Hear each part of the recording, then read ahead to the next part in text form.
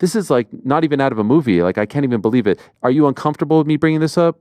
I mean, I'm always uncomfortable, but I'm not. It's my story. People need to know this. My story. Are you okay? I'm not uncomfortable. I get feelings, right? Sure. My mom is your mother, my idol, my hero, and everything that she went through. When you're going to get to the story, and I'll tell after that. So this is what I gathered. I didn't. Okay, so I'm watching this, and I'm like, this has got to be made up because it's so mind blowing. In short, your parents divorce, and what I gather from the interview or the video is that your mom is dating a guy who is very abusive towards her, right.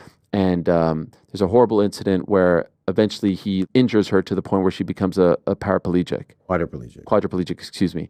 And you do not know who this man is. You cannot find him. You have no sort of intel on him until you're working at a bar and you meet a girl who you eventually ask what her last name is, and it's the same last name as the man who injured Attacker, yeah. Yes. I mean, that alone is absurd. And then she tells you where he lives. You go to his house.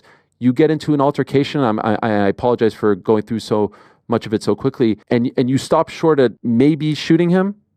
Yeah. And then you clip his Achilles. Ariel, man, my mom got, she got thrown out of a car, run over. The guy took her to a cemetery, banged her head against the cemetery stone, put her back in the car, and dropped her at our house with footprints on her chest, and my mom could never walk again. I'm so sorry. It's a rough thing, man. But this is a woman that was a quadriplegic that couldn't move her hands or legs, and I have this painting in my office, and she painted it with a paintbrush in her mouth. And a lot of times I want to quit, right? This is hard. And I look at that and I'm like, man, how can I quit? She went through everything.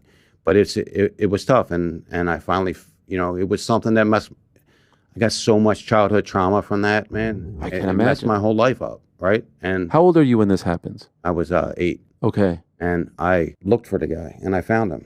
And one thing led to another, and I said, I clipped his Achilles, and I said, you'll never walk again, MFer, and this he did. Because when I told him who I was, he turned white as a ghost, and I knew it was him, and he was like, and I'm glad I didn't do anything more than that, because I would have been in jail. And I look back on that, and I think if I had to do it again 10 times, I would have done the same exact thing.